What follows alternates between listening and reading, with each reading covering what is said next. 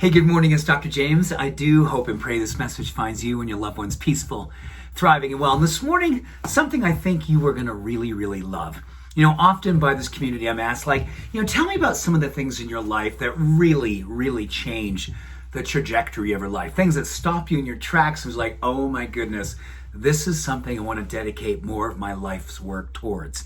Well, also in that same space, people ask, is anybody come into your life, a teacher, a guru, a somebody? Well, there's been all kinds of beautiful people have come into my life, but one in particular, my early 20s, really rocked my intellectual life, and it just kind of went from my head and down into my heart, and that was Abraham Maslow, humanistic psychologist, someone who really worked on bringing the idea of self-actualization, something I know you love, the whole idea of what you can be, you must be, bringing your total awesome self out into the world. And I want to read something to you that Abraham Maslow wrote. Gosh, this is literally 50 years ago. It's so beautiful. Self-actualizing people are, without one single exception, involved in a cause that's bigger than their own skin. It's bigger than them.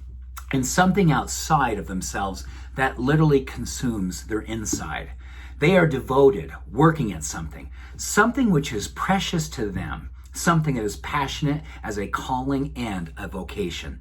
They are working at something for which fate has called them to somehow, in which they work at, in which they love with all of their being. So that the work-joy dichotomy inside of them literally disappears.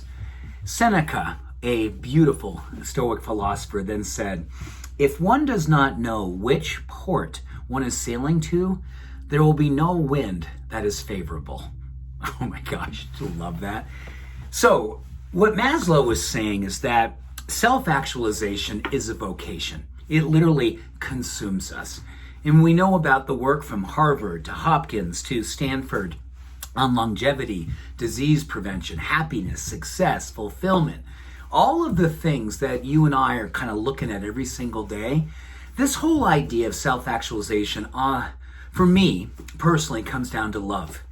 A love of serving, a love of being awake, a love of getting very clear about what gets you up in the morning and then allows you to go out in the world and not care about judgment, not care about ridicule, not care about failure. All you care about is understanding that what's inside of your heart that gets you up to help you expand, to want you to be all that you can be, is something you have to be. And here's the beautiful thing. Some people mistakenly say, well, wasn't Maslow talking about people who changed the world? Well, yes, but not necessarily in the ways that we often think about changing the world, like someone who's a giant influence in media, a giant influence in business, with money, with whatever. It's more about someone who understands that who is in their world, their family, their friends, strangers that they see each and every day. That is also possible to change that world. The self-actualizing human is someone who's dedicated themselves to serving something bigger than themselves.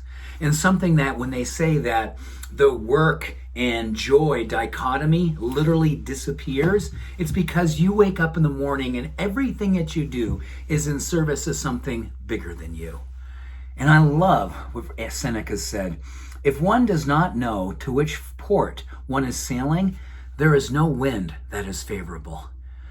When I look at what I've seen in medicine as a clinician, but more importantly, when I look at what I've seen in life as a spiritual warrior, there's one thing that I absolutely know. This idea of self-actualization is just literally getting clear about what it is that you love that is bigger than you. Your service to the world coming from love. Your desire to bring what makes you feel love out in the world and make it a demonstration. You become an example, you become an expression, you become the possibility for all of life. When Maslow was talking about this thing that helps us to understand that this is something that calls us into an extension of our heart's knowing, that simply is what I love to say is high service. That is true spirituality. Spirituality is not private necessarily. It may be private in terms of how we commune with God, how we commune with the universe. But ultimately, spirituality is a public service. Because if it's deeply inside of your heart, what makes you knowing where the love is and where the love needs to go, it becomes beautifully public because it has to grow. It has to grow. So thank you, Maslow. Thank you, Seneca. Thank you. Thank you for being committed to self-actualization and being the change that we absolutely need to see and be in the world. Much love. All blessings. Have an awesome day. Bye for now.